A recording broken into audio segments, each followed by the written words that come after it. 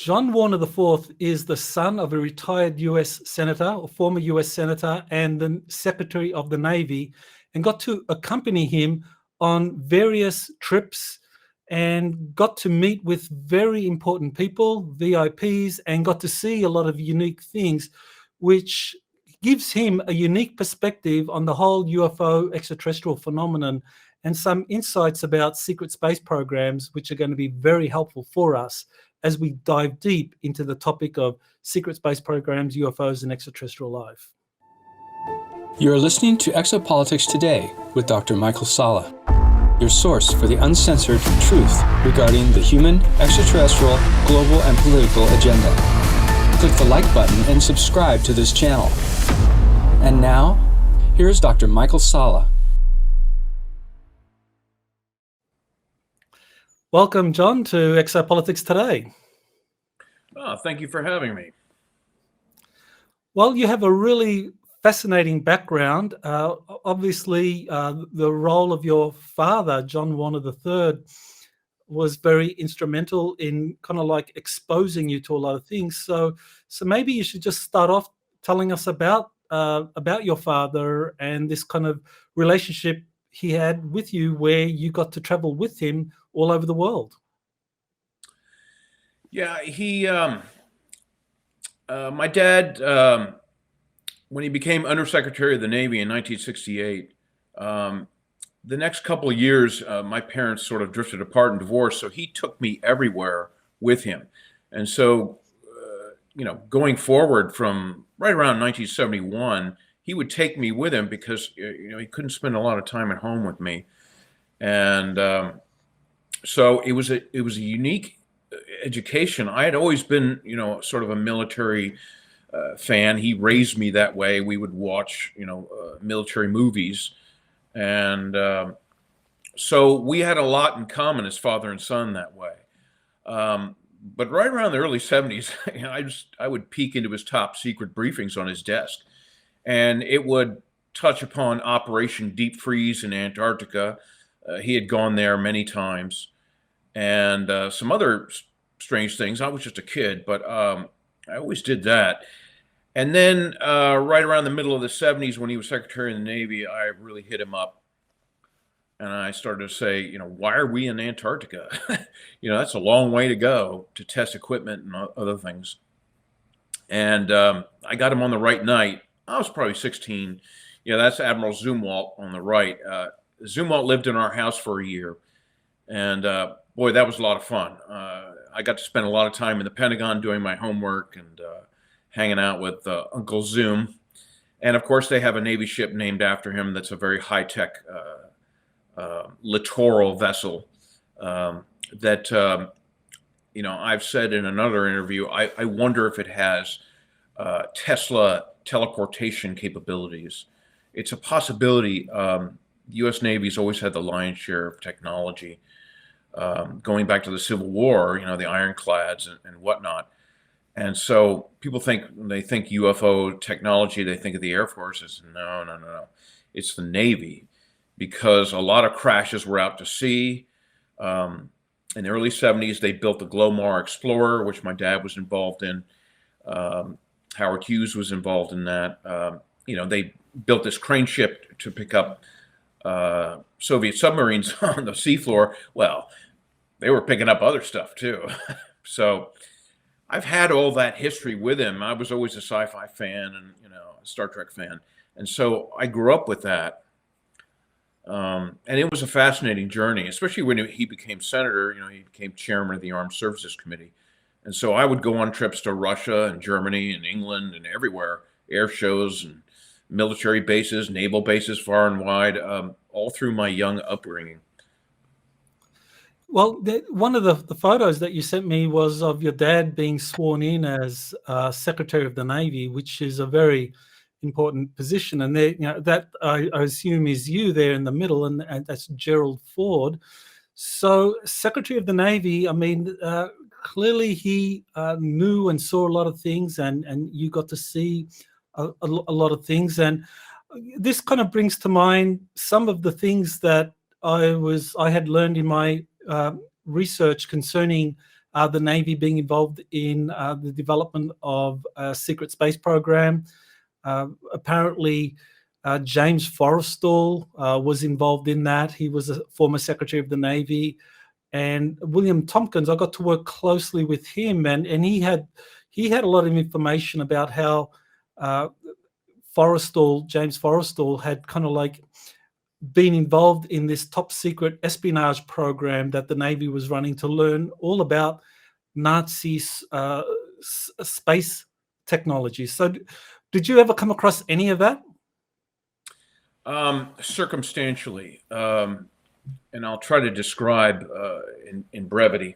But I had gone to Russia with my dad and a bunch of senators on a Codel mission in 1990 to meet Gorbachev.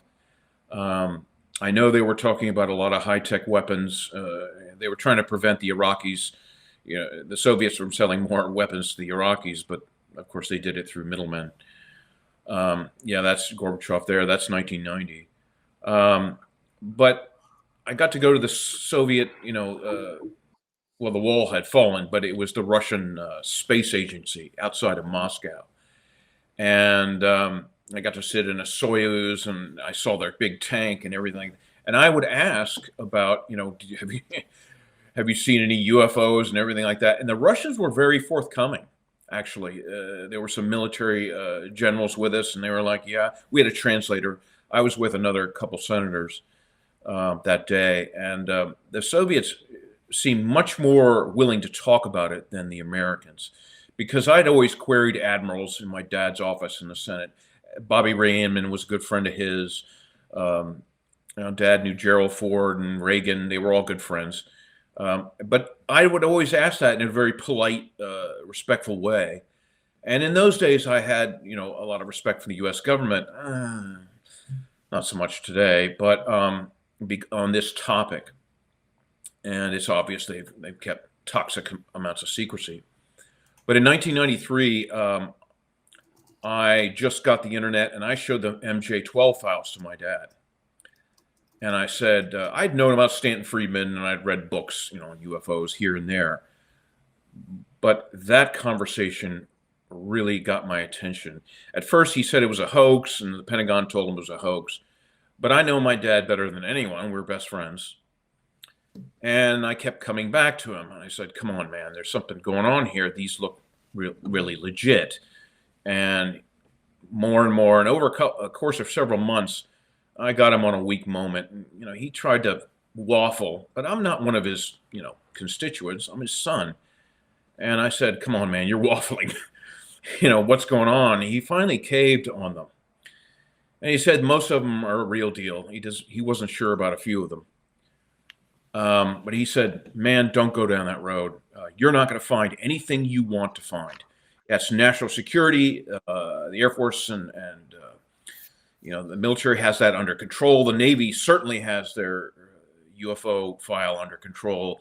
You're not going to find anything. Just live your life and be quiet about it. And I said, well, you don't know me very well, do you? And so, I went from there. And so every time I was in his office with Bobby Ray Inman or other admirals or generals, I'd just say, hey, how's the UFO issue going? And they were like, oh, yeah, we see them from time to time and off the fantail or whatever. I saw some off the fantail of the USS Enterprise. I spent 2 nights on the carrier with my dad and my ONI friend, Daniel. And, well, that was interesting. The crew saw them on the horizon. This is off South Carolina in 1995.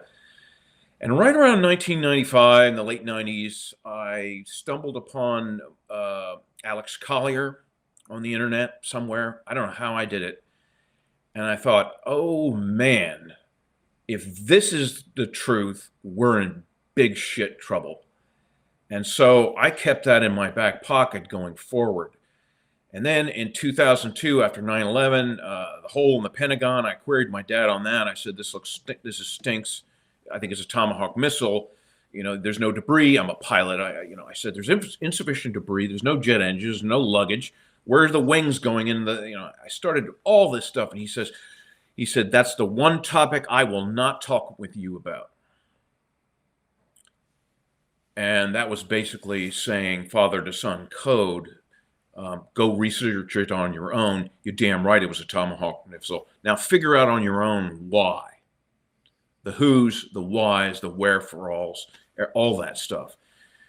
And so right around 2002 is when I read Nick Cook's book, The Hunt for Zero Point. And then, of course, after that, I started reading Igor Wachowski and J.P. Farrell, and holy cow, it just rolled down the hill. But I need to preface this with the story I've told in my other interviews. My grandfather, Paul Mellon, on my mother's side, the Mellon banking family, he was an OSS officer, U.S. Army major in World War II. And he was instrumental. He was a mystic, along with his wife, Mary Mellon. They knew Carl Jung very well. They had gone to Switzerland to see him on medical matters.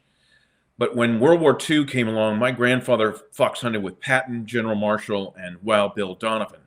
They were all pretty chummy. And so the story my grandfather told me was something like this. It was a long time ago. I was in my 20s. But he said, Patton picked up the phone and said, "What the hell are you doing in Kansas?" And my grandfather said, "Oh, I'm in charge of the cavalry, in the saddles." He says, "No, you're not. You're going to join Bill Donovan's OSS. They need people like you that are well-traveled, know many languages, and, that have a few brain cells wired together."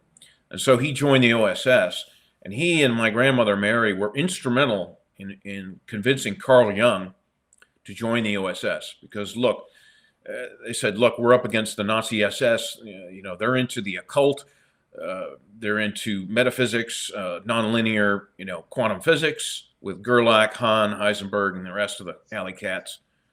And they said, we need the best minds on this, because Foo Fighters were being seen in all theaters, even in the Pacific Theater. I've been told they were craning saucers out of the ocean while being strafed in the Coral Sea by the Japanese. A trusted Navy friend told me that, and I believe it. And then, of course, down the line, and then when I read William Thompson's book, I said, well, this is hitting on several cylinders with me. And at the back, he showed a picture of a few admirals. So I went to my Navy O&I friends and I said, do you recognize any of these admirals in this book? And my friend said, I recognize two of them. And they are stand-up guys, and they would not be involved with some bullshit sci-fi novel or whatever it was. They must have really respected this guy, Thompson, whoever he is. They couldn't vouch for the story or anything like that. And so that's my story in a microcosm. My grandfather also told me that he was with Patton in Czechoslovakia at the end of the war. So you're talking May 1945. I think they were in Pilsen, and where the SS E4 division was, the Wunderwaffe works.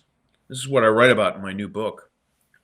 And so he said, oh, I saw the rockets and the jet engines and the Flugelrad and the camera-guided missiles and everything, transistors and this, several hangars and warehouses in Czechoslovakia. And I was young. I was 23 in the 80s. And I said, well, that's interesting. What else did you see? And he said, I saw a large disc-shaped aircraft. And I said, well, was it like the Flugelrad? Was it powered by BMW or Arado jet engines? And he said, no. This one was much bigger. And that was the end of the conversation that day, and we had lunch and everything. And he had had a few martinis, but he and I, my grandfather, Paul Mellon, we had a respect for each other because we were men. And he was not big on the women in my family, but he knew I wanted to go in the Navy and Marines at that time. I never did. I became a racing driver instead, but I'm not good with authority. I probably would have been a terrible officer. That's my story in a nutshell. Well, a lot of things in there that kind of love to follow up on. I mean, the kind of cultural difference between the Russians and the Americans when it came to the whole flying saucer UFO topic was very interesting. And as far as I understand it, that the Russians were much more receptive to sharing that information across their different bureaucracies. And of course, in the US, it was monopolized under the CIA and the James Jesus Angleton's counterintelligence division, which kind of monopolized that information.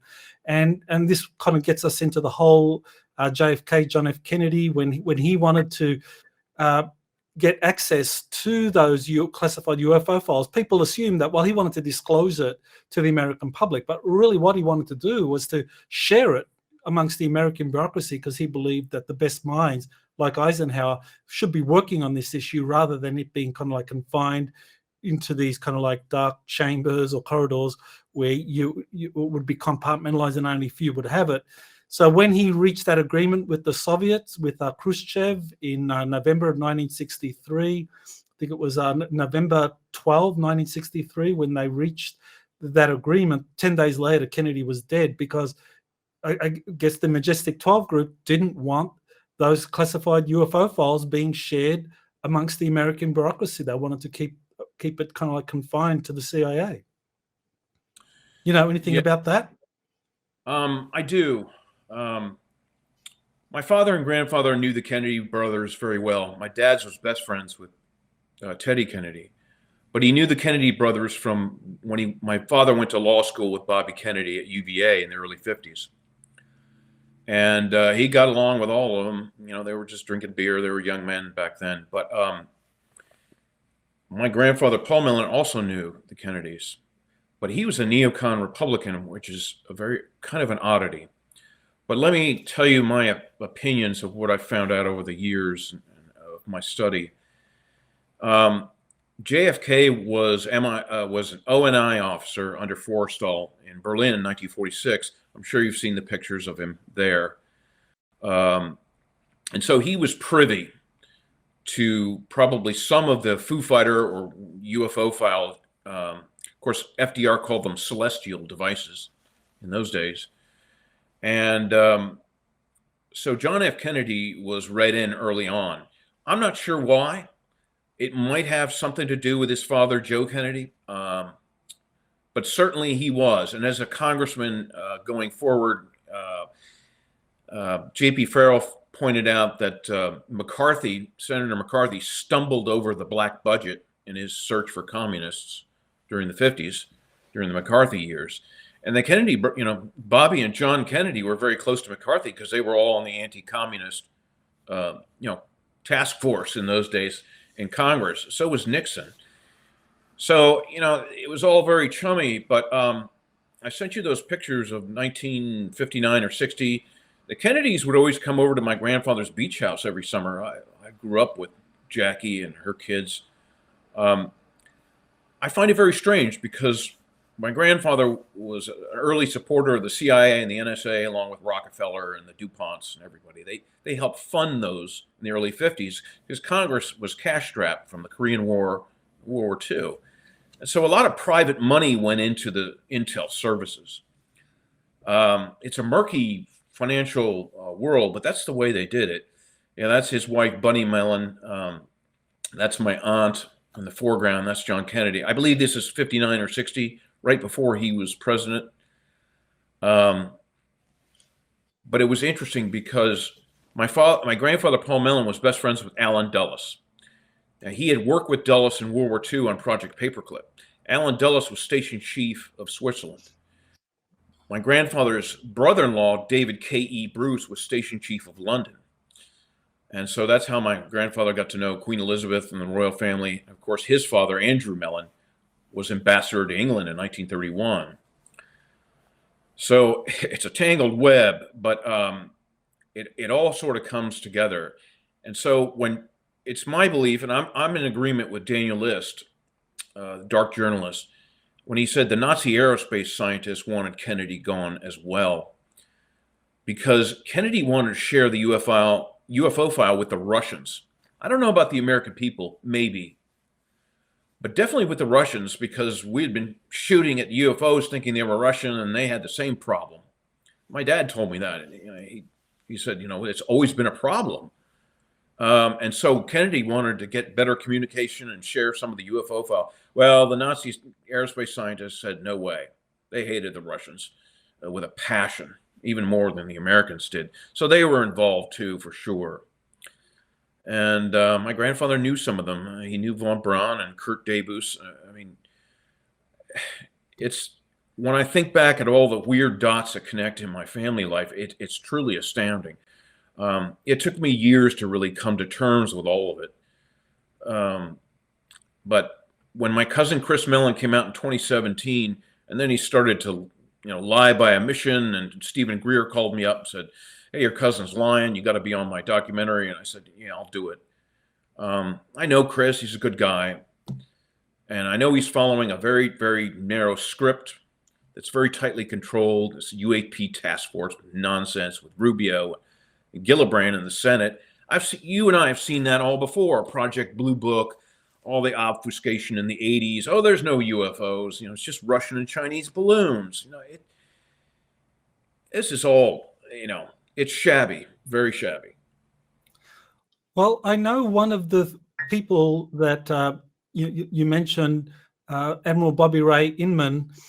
He appeared in Bill Tompkins' book, Selected by Extraterrestrials, and I just got the urge to kind of track down Bobby Ray Inman and got to phone him and had a conversation with him and asked him about Bill Tompkins' claims that Bobby Ray Inman was essentially helping gather a wide assortment of companies to help put together this secret space program, and that Bobby Ray Inman was very knowledgeable about different extraterrestrial races. And it was very interesting that Bobby Ray Inman kind of like engaged with me on those claims that Bill Tompkins had, and he denied it, but it was a very strange. It was almost this non-denial denial, where he would like say, no, I didn't do that. I was too young for that. But then he went on to describe his conventional career in the Navy,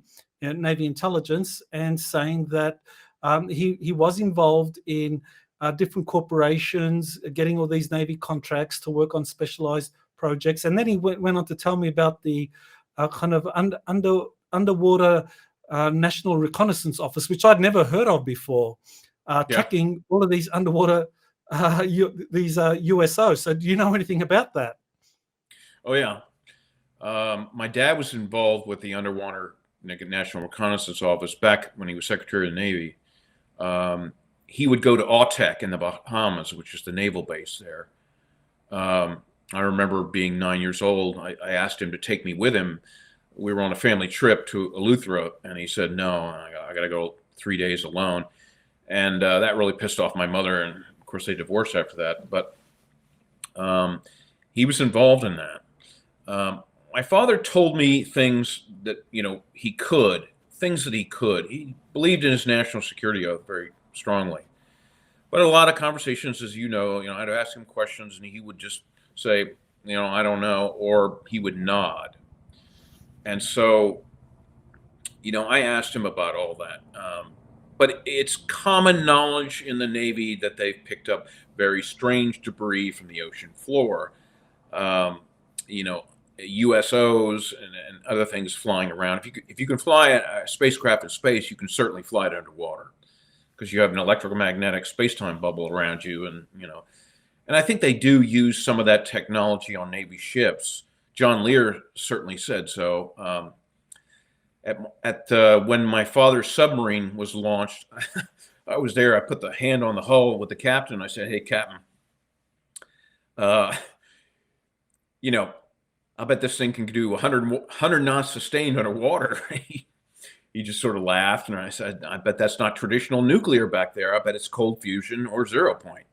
And he just nodded and smiled. And he shook my hand. And he said, "It was really great to meet you, Mr. Warner. You're a very interesting person," and walked away. And to me, that was confirmation that the Navy has been using these back-engineered technologies. Not that they don't have good engineers. The U.S. military has fantastic engineers. Imagine, if you will, it's 1945 or 6, and you've got a UFO in the hangar in San Diego. And by the way, Admiral Rico Boto, I'll tell you about that.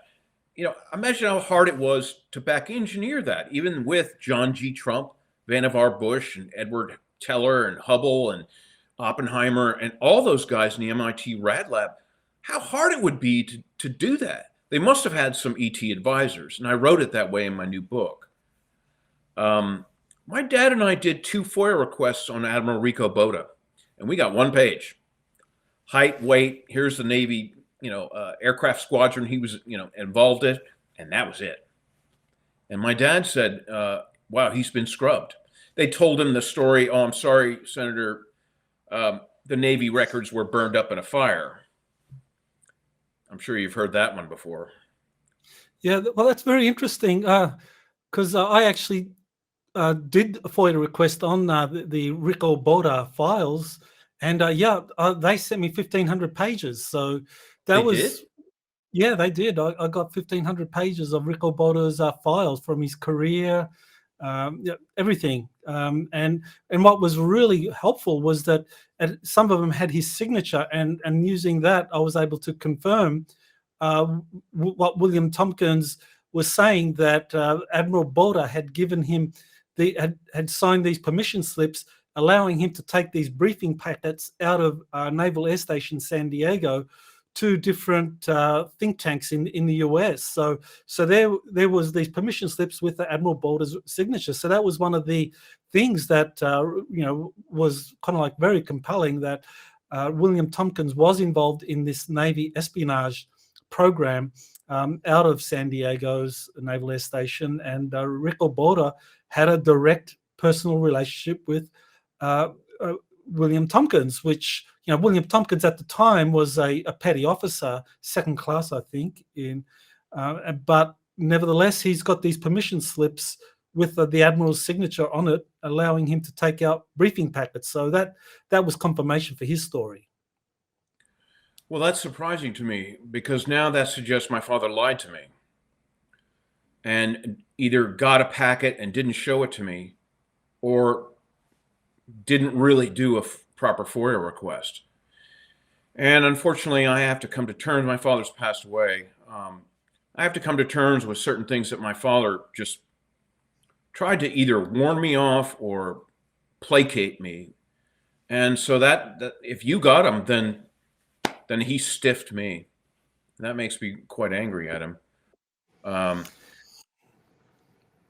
Well, one of the things that really I found very interesting in the whole William Tompkins, Rico Boda story was his references to a Vice Admiral Leslie Stevens, whose son was actually involved in the Star Trek series. That Leslie Stevens was the creator of the Outer Limits, and he got Gene Roddenberry to come in and sit for a year, for a whole season, to watch the production of the Outer Limits. And out of that, Gene Roddenberry took a lot of the script writers and actors that Leslie Stevens had and took them into this new show, Star Trek.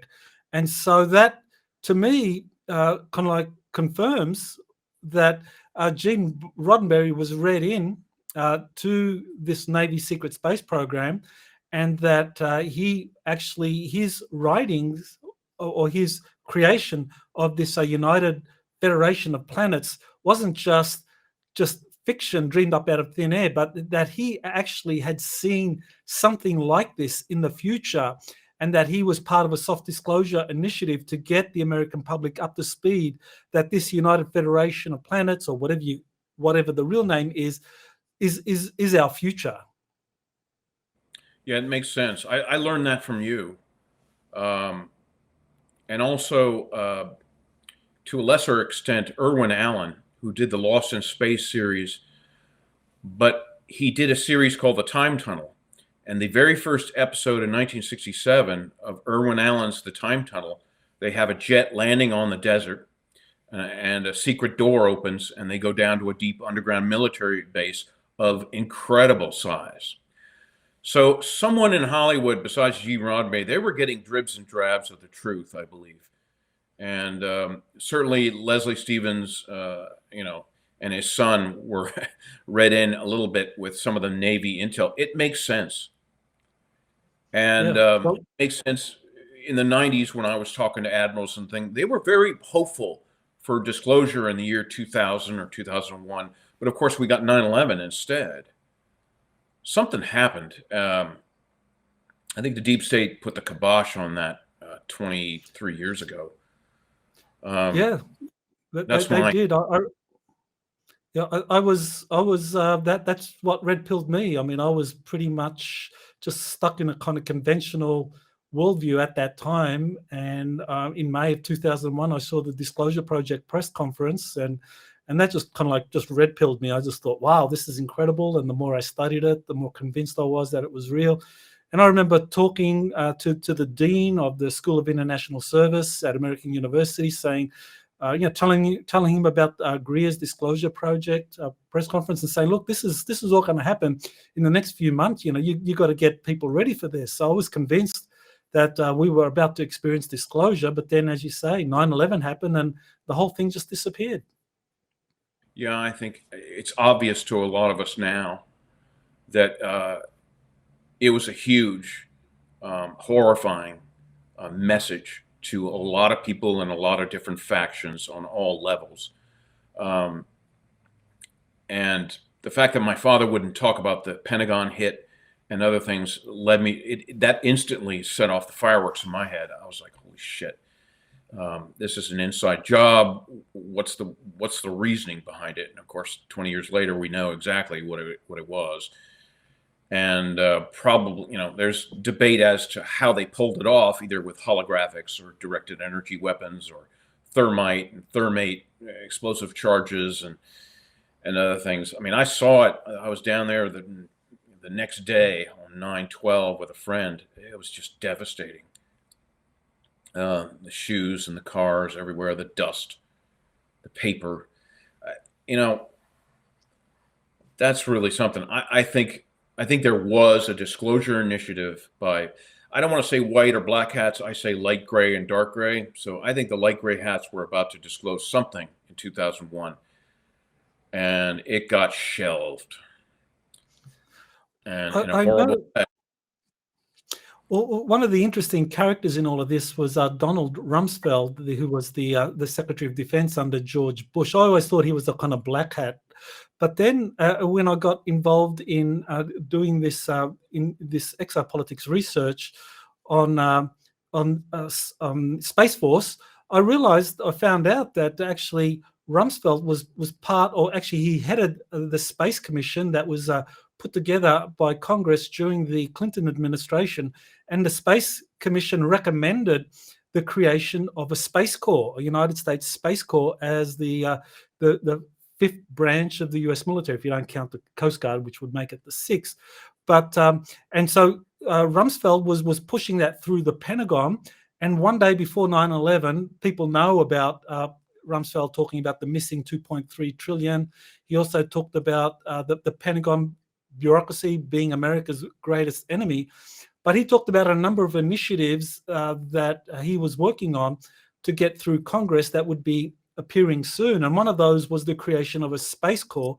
But of course, with the 9/11, rather than building a Space Corps, the American military for the next 17 years or so was focused on chasing these guys with turbans in the hills of Afghanistan. So, it was like someone did not want America to have a space force or a Space Corps, and Rumsfeld seems to have been one of the people, the light gray hats, if you like, that wanted to actually set this up and help the American military move forward.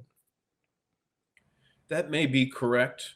I met Cheney, Rumsfeld, and Bush in the Oval Office in 2007 when they gave the submarine to my dad. A year before he retired. I didn't get a good feeling about all three men. They gave me a very cold feeling. I wouldn't describe Rumsfeld as a light gray hat. I'd describe him as probably a darker gray. It's hard sometimes to read people, but that was my personal reading of him. My dad said he was a model neocon. My dad was more of a moderate, but certainly towed the line on national security and defense protocols and bills that went through. So I don't know. Politics is a murky blood sport here in Washington, and it's not getting any better with the UAP task force and all those acronyms. I listed all of them that are involved with the UFO topic, and there's dozens of them, and they make new ones every day. Yeah, there's the list. I mean, it's just unbelievable. And it's the old shell game, hot air runaround. Oh, 10 guys drinking beer and playing Monopoly in a room at Arrow. And they said, oh, go down the hall and talk to the UAP task force, and you twist the knob and there's no one there, and then let's go down the hall to Congress and it's just a runaround. And I'm sure you've seen that before, Project Blue Book and all these other initiatives that they did in the past.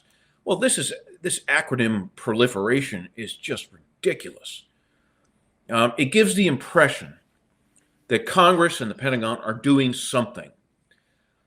But it's more, they're pushing the conversation sideways and they're providing more mud in the river. It's more obfuscation. It's just more hot air. And my cousin is at the forefront of it. He just, Chris Mellon goes out there with his dog and pony show and he bandies the word alien around. But that word alien could also, it's plausible deniability because you can use that to describe a foreign power, not star race or star nation or, space alien, to be more succinct. Wording is these people know they carefully marshal their words. And I've seen it all my life. I mean, it's just, even with my father, he gives you a 10-minute answer to a very short question. It's ridiculous. And so I find I have to, a lot of people ask me, do I see more hope for disclosure now than I did 30 years ago? And it's like a little, but not as much as people think. I think they're muddying the waters more than ever. And if they do a fake alien invasion, it's just going to be the most confusing thing in the world. And they're going to paint it as negative aliens, regressives, when it's mostly they'll put up Tic Tacs and UAPs of our own making, maybe with China and Russia's help and the Five Eye Nations. And they'll do this huge light show in the sky. And they'll say, see, Star Trek and Star Wars, was correct. We got to, launch Van Herk in the COG position and, he'll be in command and everyone will be like, all right, let's do it. I find that very worrying. I'm sure you do too.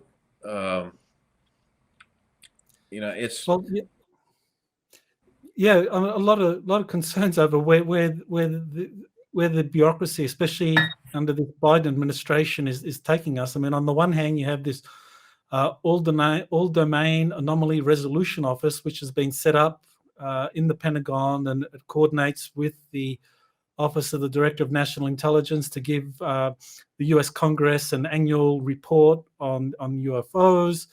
And then you have just more recently, after those UFO shootdowns, you have this new working group, an interagency working group that's headed by Jake Sullivan, the National Security Advisor.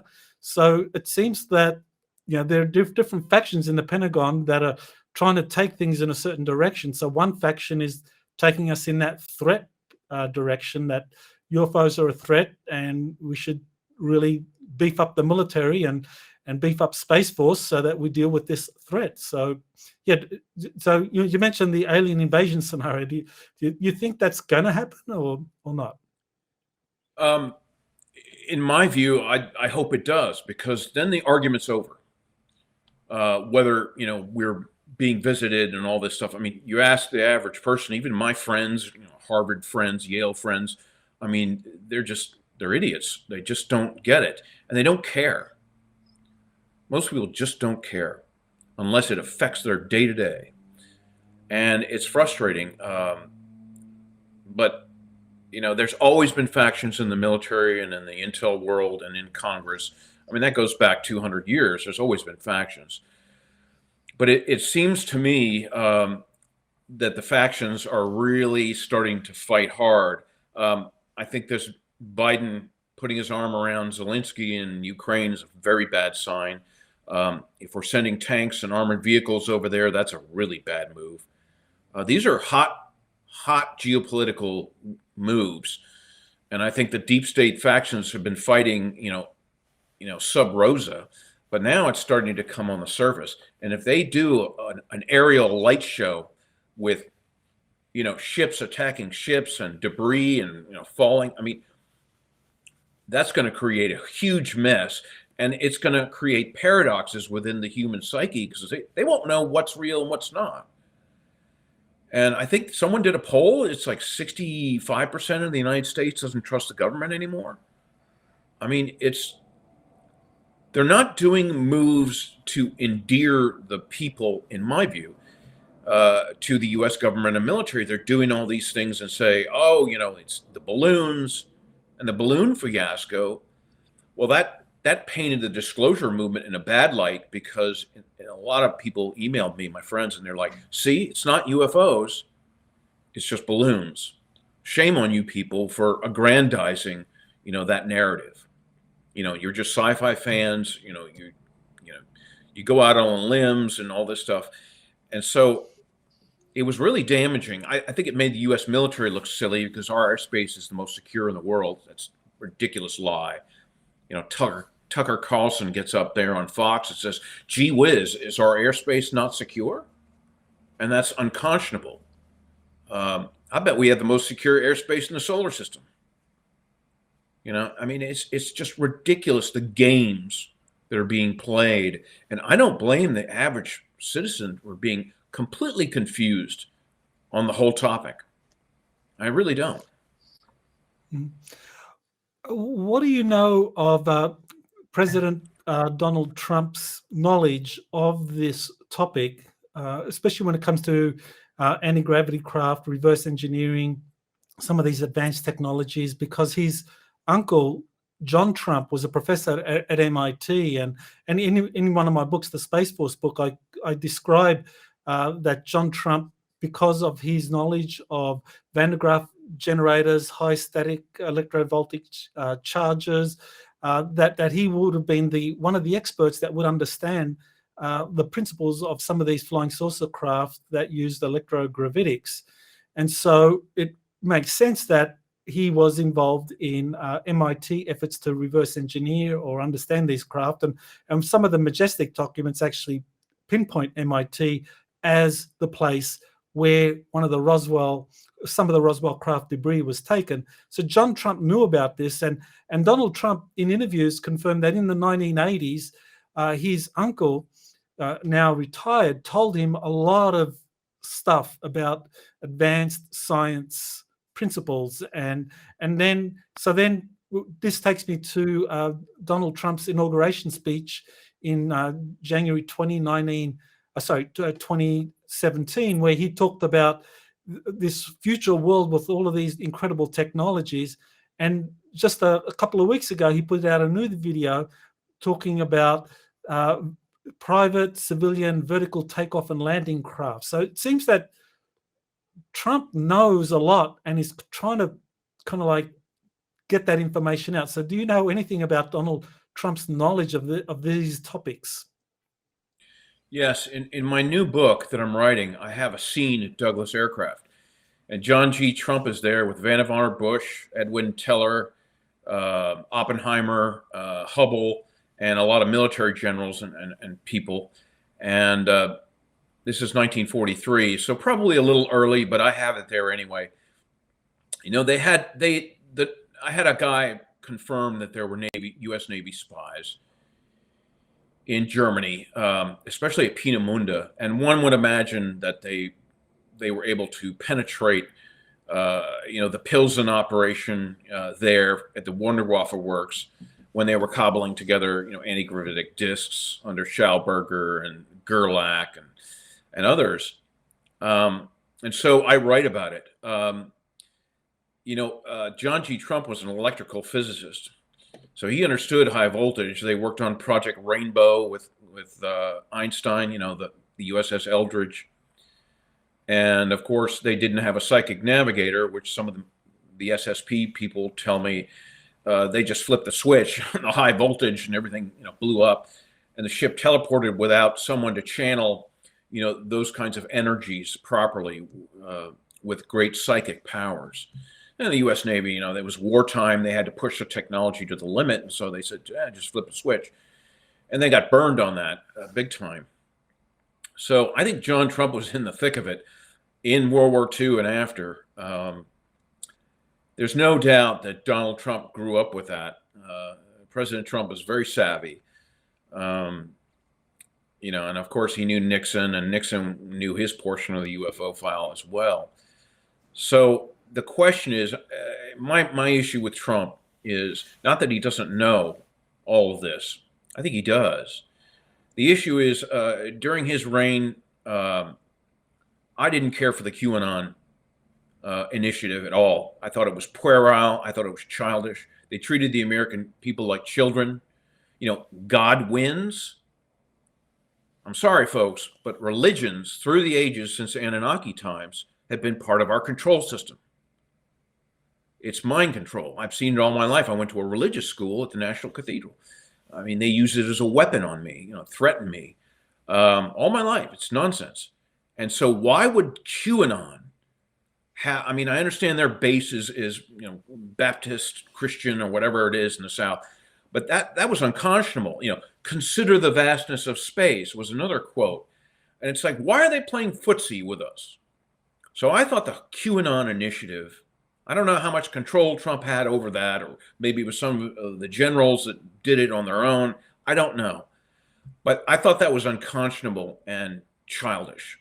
And so that put a bitter taste in my mouth. And so it did with my, I have friends, Intel friends and O&I friends around town. They didn't like it either. They thought it was bullshit. Yes, there were actionable codes and other things in there, but it was difficult to find. You had to go through gatekeepers to describe what the hell they were talking about. A lot of it didn't make any sense. And so I don't know how much Trump had to do with that QAnon thing, but it certainly stained him. And my wife and I were there when they, ran up the Capitol steps several years ago. We were far back, but we saw it happen. And I said, man, there's something really messed up with this country. And so, yes, Trump knows everything. Of course, he's briefed. I know the military tends to favor him. Certainly, a Biden administration is corrupt to the core. It's ineffective. It's impudent. It's not, well, it's impudent, but it's fruitless. It doesn't have any kind of perceived power. Every military person I've talked to says, don't bother with that. That administration is a paper tiger. And that's the word around town. It's a paper tiger with an idiot in command. Biden's an idiot. Well, I would agree with that. Maybe he's a clone. I don't know. Yeah, well, I did.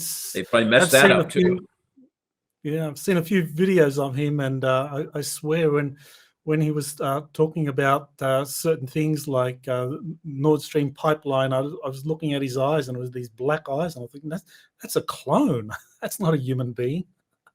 Well, anyway, I did want to bring up this Professor Haim Eshed, and I mean, he came out in December of 2020, did an interview in Israel, and he talked about a galactic federation working with the Trump administration, and then Trump wanting to disclose the truth about the galactics, and the Galactic Federation telling Trump it's not the right time. So, what do you make of that?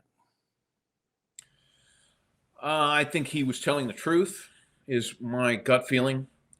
I trust my higher self. I'm a believer in the law of one. And I'm a historian, so I understand our history going way back, megalithic times, Atlantis, Lemuria. But, the word is, I'm going to take a cue from some of the people I talk to in the SSP field. And they say there's a lot of these galactic federations, but unfortunately, they can be not a paper tiger, but they can be very low on the scale of firepower. In other words, if the story is that we are part of a galactic empire that's run by the Orions, why? And Earth is one of the, it's a garden planet. It's one of the jewels in the crown. Why would those people let it go? Because a lot of the SSP people say, well, there's the Galactic Federation of Light Beer, and and it's like, but they don't have that much power. They can advise us, and they constantly I'm not knocking people who are channelers or experiencers or contactees. I think that's important information to consider. But I look at things in a nuts and bolts logic way, like a historian and a military historian. And all I see is darkness, war, injustice, racism, genocide, everything. I see very little positivity going on. I hear a lot of stories. I'd like to believe them. I really would. I'm a realist, but I err on the side of positivity. But it's starting to concern me greatly, because I've grown up here in DC in the swamp. I've heard it all, from politicians, from my own father, from people getting up there on TV, the CNN, the news, people lying and stretching the truth and doing all this stuff. So I'm wary of stories like that these federations, which, we live in a duality universe, so it stands to reason logically that these federations exist. But it seems to me like there's a drowning person in freezing waters. And these galactic federations are giving us all this great advice, but it's akin to throwing this person, not a life preserver, but a wool sweater. It's impractical advice. Hey, do this, raise your positivity, work on your spirituality, meditate with crystals and do all this great stuff, which is fine, that's great. But it's not really practical advice when I hear there's a lot of war and corporations in space and mercenary actions and death and slavery across the board. And then I just hear stories that say, oh, don't worry, the Galactic Federation of Light Beer is coming and it's going to save us, and everything's going to be peachy keen. I have trouble with that because I see no evidence of it. There's megatons of evidence of the darkness in our world going back in history. I've seen it. Once you have the eyes to see, it's everywhere. The corruption. You go to the supermarket, all the sugary, fatty, salty foods are promoted and the healthy stuff is not promoted. Banks are making bad loans, the military doing this, giving weapons to Ukraine. And people suffering, the civilians suffering casualties. That's all I see. I don't trust the news, but, I'm very wary of stories that purport, don't worry, everything's fine, just think positive and we're going to be okay.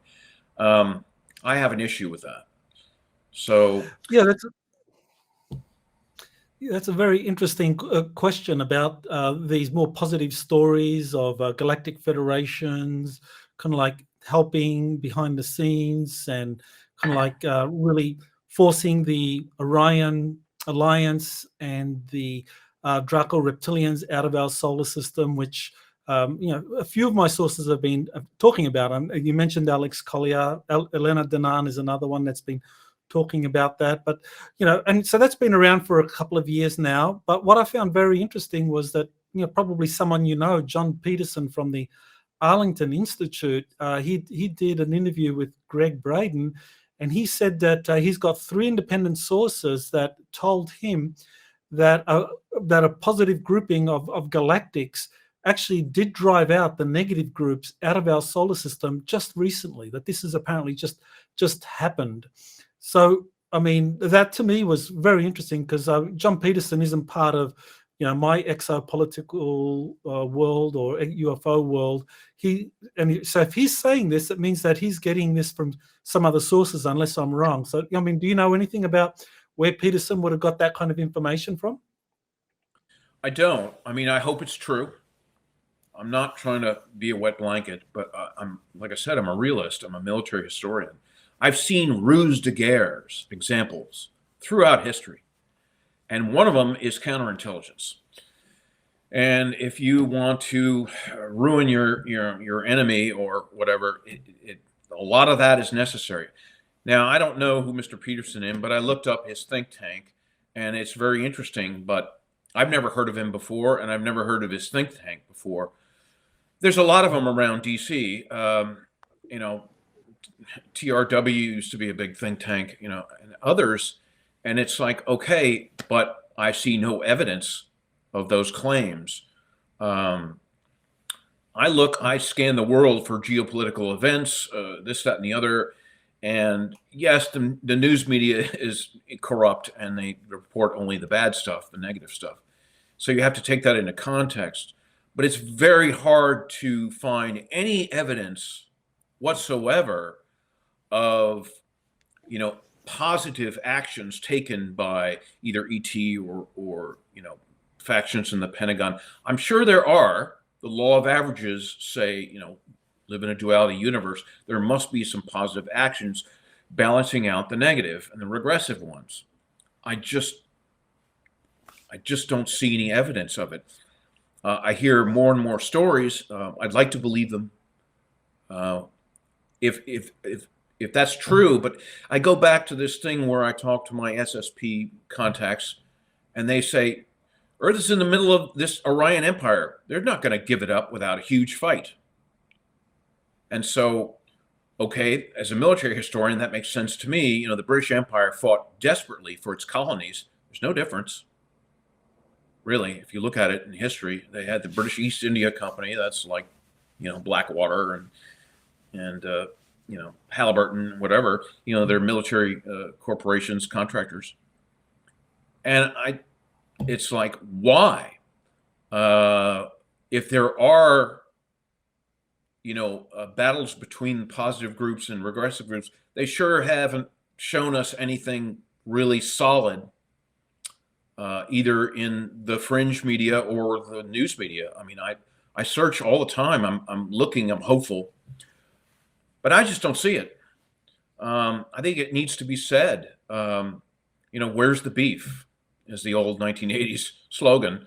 I really want to believe all these people that these things are happening behind the scenes, but I can point to a million regressive, negative things in the world. I can't point to hardly any positive ones, other than some small things.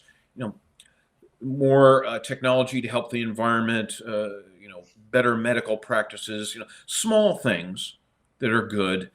Proton beam therapy for cancer. I've heard that's a military technology that shows promise.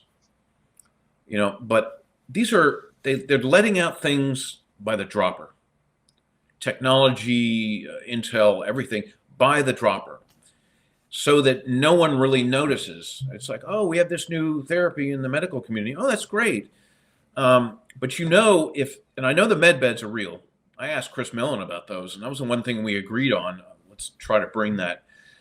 But I've also heard that when they do leak it out to the medical community, you've got big pharma and big medical making a lot, billions, trillions. They're going to give us version 1. And they have version 1000 in the black programs.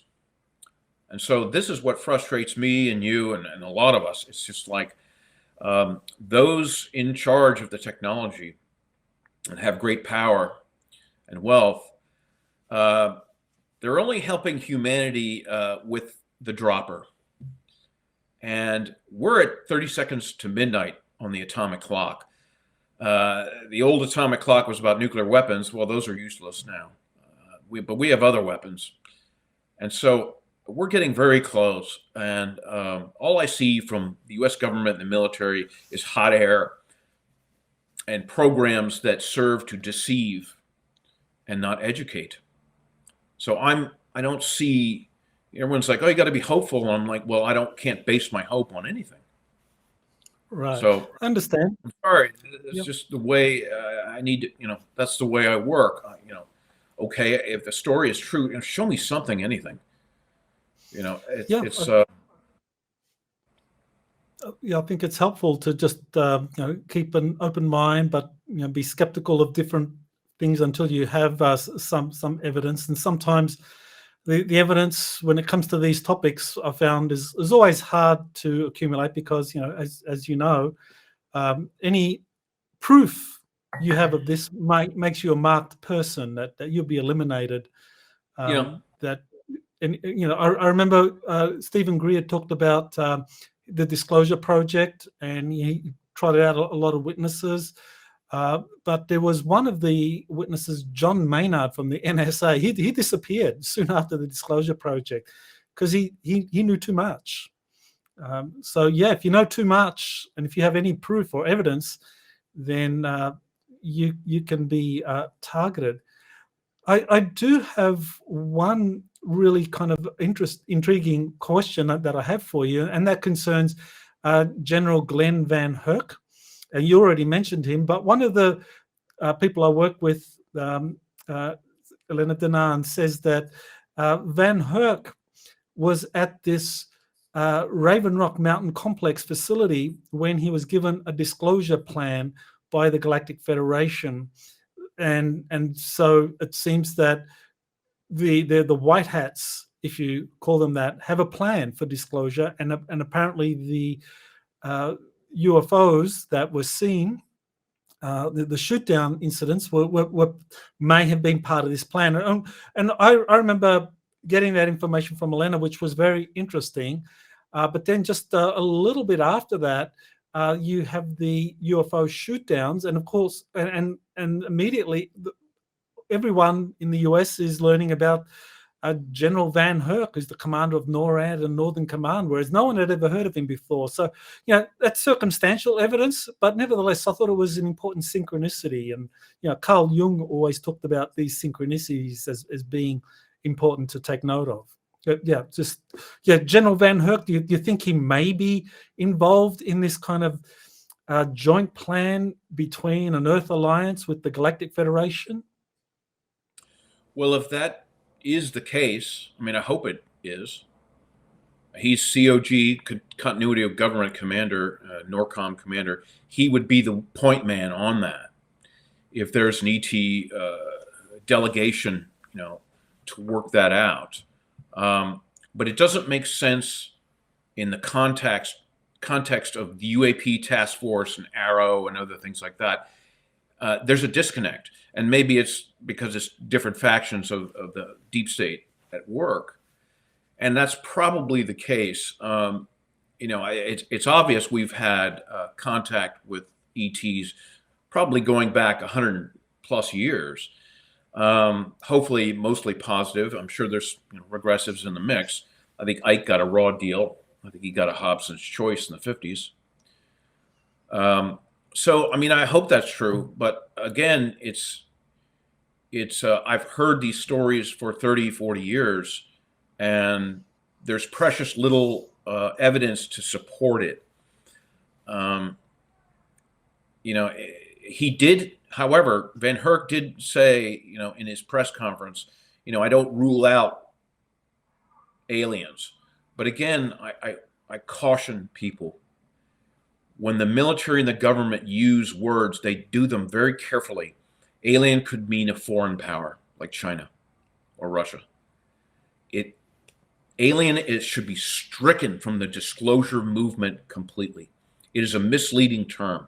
It should be star person, star being, space person, star nation, one of those terms that's very clear, because they use things like statements like that, and he'll go back on it for plausible deniability reasons and say, well, by alien, I meant China, Russia, or Iran, or, and we're back to square one. And so that's what I'm trying to caution. My other caution is for people who are channelers and contactees and experiencers. That's wonderful. I'm sure that's real. But remember, the rules of war are dirty.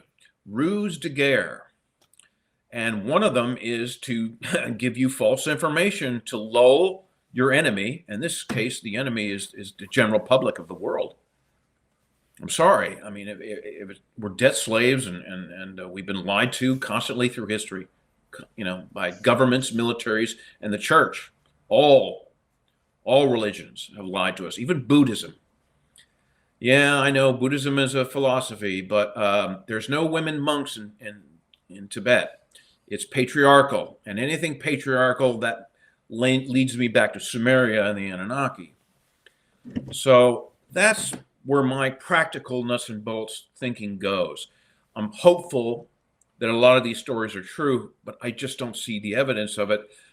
And you have to be mindful when people in the government and military make these blank statements, that they're very careful about marshaling their grammar and their words. and they've been coached. Don't say this, but say that. You know, that's my gentle warning for everyone. We've got to be on alert for this. You know, it's just part of the way the world history, and I understand people don't know their history and military history, but it's unbelievable. All the shenanigans going on, you know, on the intel side of things when you're in a war, and we are in a war. We're in a hot war, we're in a cold war, we're in a war for hearts and minds, we're in, you know, you name it. It's been going on since World War II and it hasn't ended. And my God, the thing in Ukraine is just a shit show. We're not told the truth on any of that. Putin would not have attacked Ukraine without a damn good reason. And I'm sorry, but that's Russia attacking Russia. It's just unbelievable. And people are like, oh no, Ukraine is Europe. No, it's not. It's just not. It never was. Well, one of the things that a number of the contactees have been telling me, and also someone who's currently serving with the Army, that I use the pseudonym for JP, who says he was taken on a mission into the outer solar system around Jupiter, around Ganymede, and others have talked about the involvement or the incoming of different motherships belonging to this galactic federation or an intergalactic confederation. You know, basically the good guys coming in to watch things that they kind of like come in. They're higher dimensional beings, and they're kind of watching things. And because they're here, the others, the Orion Empire and the Draconians, have left our solar system for the time being. So, you know, two of the things that I found intriguing was that, you know, that's around the time that the James Webb Space Telescope came into operation. And sure enough, it started taking photos of Jupiter showing these anomalies, which could be motherships. So, you know, that would be evidence. But the other thing that I found really very revealing was that just the last couple of weeks, you had this paper appearing it was authored by Avi Loeb, the professor from the Galileo Institute, and then one of the new director, the Pentagon director of the Arrow office, and they're talking about motherships arriving in our solar system. And so, okay, so what is this thing about motherships arriving in our solar system? I mean, are we kind of getting a hint, like through this recent paper that was published by Avi Loeb and the director of the Arrow office, that motherships are here? Are the American public and the world being prepared that at some point there's going to be this announcement that these extraterrestrial motherships are here in our solar system? I didn't read the paper. I don't care for Avi Loeb or Gary Nolan or Travis Taylor or any of these UAP task force people. They're on the CIA payroll. Whether it's DIA, NSA, CIA, it doesn't matter. So I have a problem. If they mention something like that, I'd have to question that. What is their motive? Because their motives are regressive. I can tell you that right now. I've heard it all my life. Those guys are putting up a dog and pony show that is just pure nonsense. So I haven't read the paper. I don't know what he's on about. I don't trust him. You know, and I've listened to your contact JP and his stories, so they're very interesting. But again, no offense to anyone, but I have an issue with a lot of these people coming forward and they're just a blank on a screen without their real names. Why? Other military people have come forward. You and I have. A lot of people have come forward. I don't understand, you know, even if they're active duty or whatever. Well, if they're active duty, Dr. Sala, that means they're under national security protocols. What the hell are they doing talking to you or anyone? I've known a lot of military people, and they're like, there's no way if someone's involved in a black operation that they're going to talk to somebody about it. No way in hell. They would be arrested, put in prison, killed. you name it. So unfortunately, my practical thinking, I hate to be a wet blanket here, folks, but it's like these anonymous people, I have an issue with them. They shouldn't be talking out of school. I don't think they would be allowed to. There's no way you could figure out who someone is just by the sound of their voice. Even if they use an electronic voice scrambler, they can still unscramble that. They have quantum computers that exist in hyperspace in these black programs. Are you kidding me? So I don't understand the concept of an anonymous whistleblower. All my military people friends say, you better, take them with a huge grain of salt, because why the hell are they allowed to talk with no name and no face and everything like that? You could say anything you want. Who knows who that is? Sorry. Well, the thing about the case of JP is that he's the only active military serviceman that I have ever met. Maybe aside from the Clifford Stone case that you know him, that he was active military, and he was talking about the UFO issue at that time as well during his service and working with UFO researchers. So there is a precedent, but he was never supported. JP is supported by his superiors to get this information out.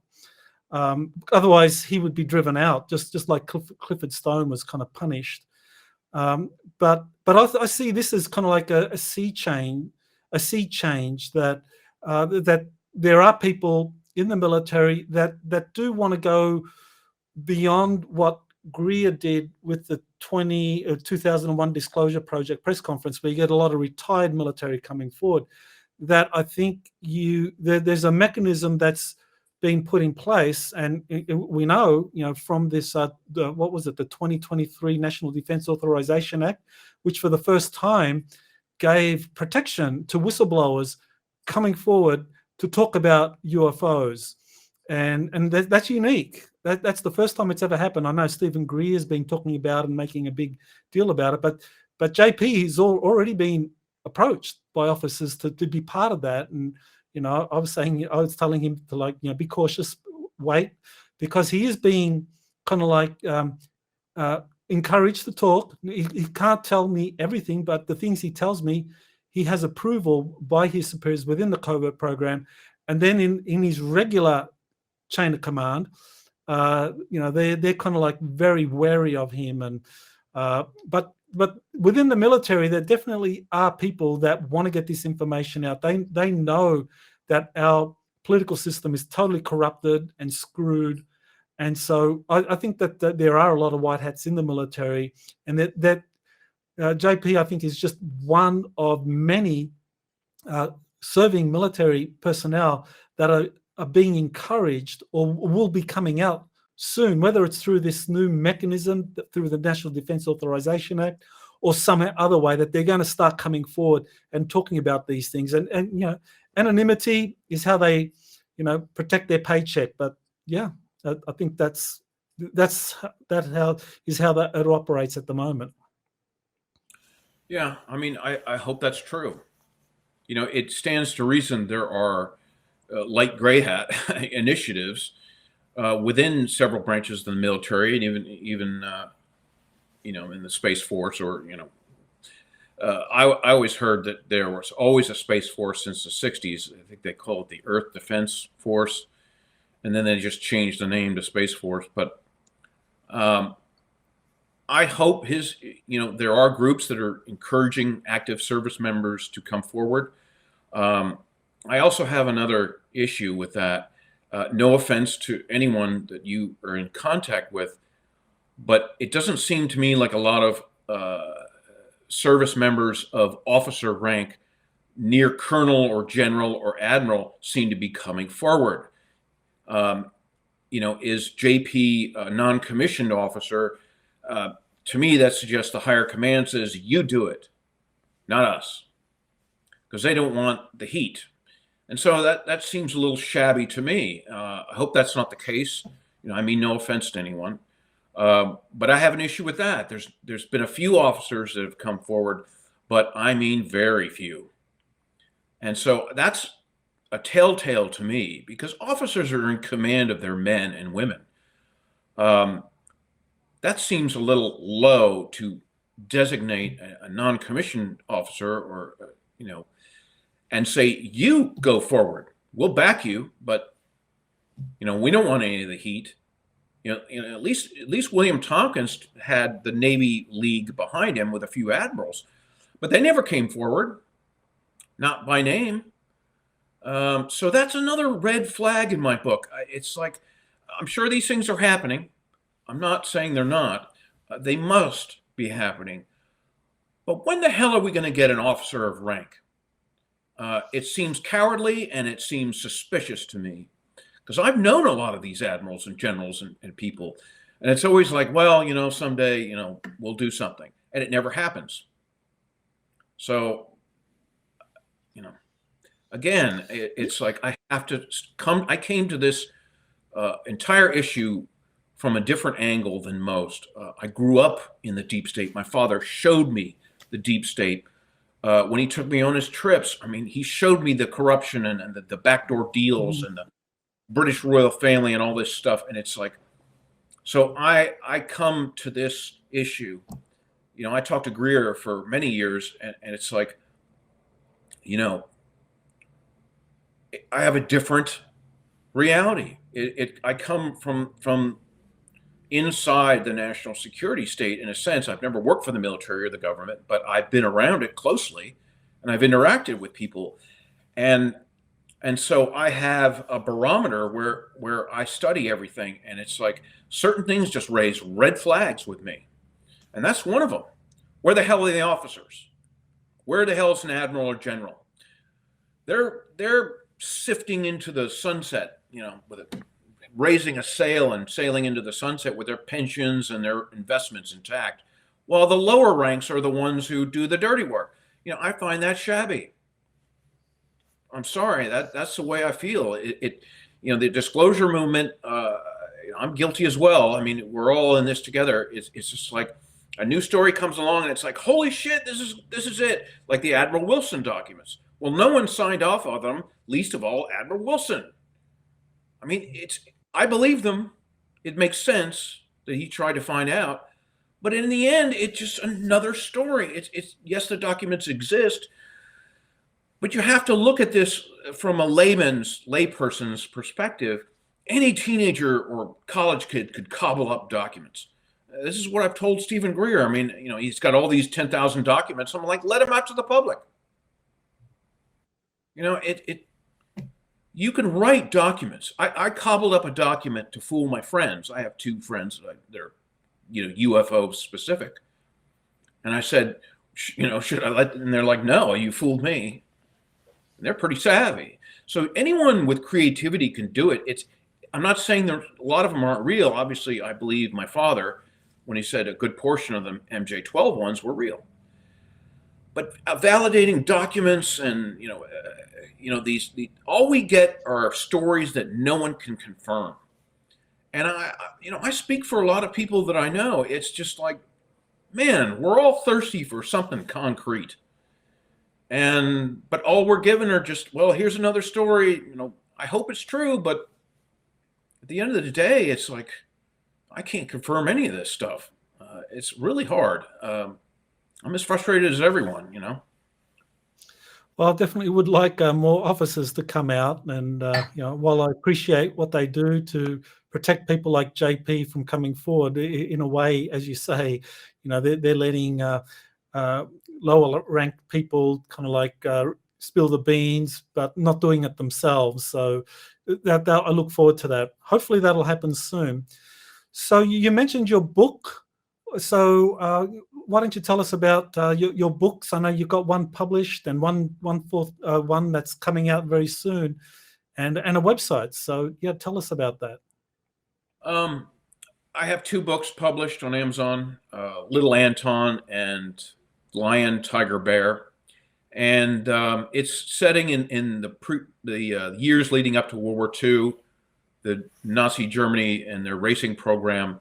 But the young girl, Beatrice, is a spy. She's kind of a goofball and a muck-up. but she stumbles her way through these adventures, and eventually she becomes MI6 and a pilot, and she spends some time in the hands of the SS in Germany, and they try to brainwash her and all these things. And my newest book is about the Gustav railway gun, which is the biggest railway gun in the world. And I'm taking a cue from J.P. Farrell. I think, the high amount of Russian casualties, 27, maybe 30 million in World War II, is an impossible figure. And we think the Gustav gun might have been firing atomic shells, maybe some Taba nerve gas as well. So it's about the German Wunderwaffe program.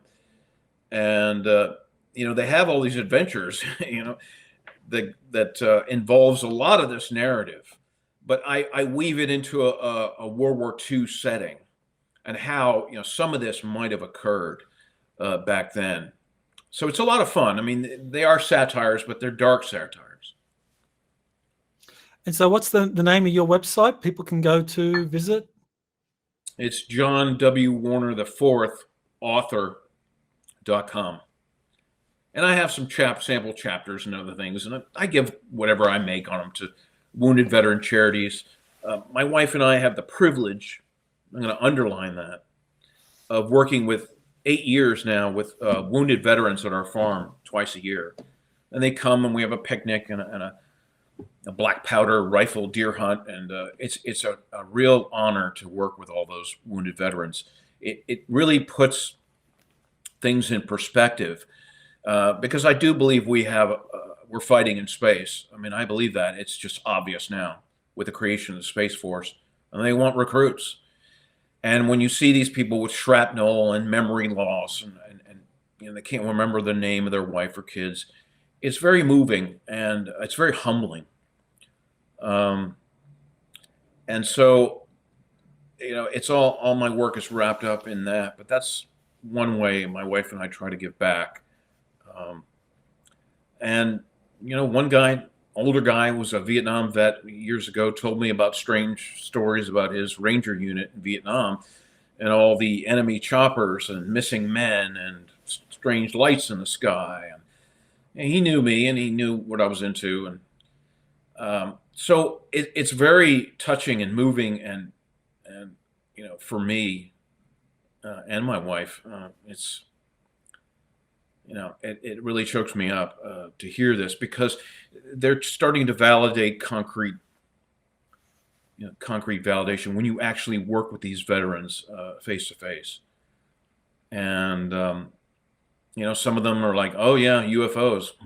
Yeah, we saw some strange thing in Iraq and during the war in Afghanistan. And they're like, yeah, we saw strange things. They won't elaborate on it, but they do talk about that. And they kind of laugh, like, most of the service members have been sworn to secrecy, and they're like, oh yeah, we know guys who saw this.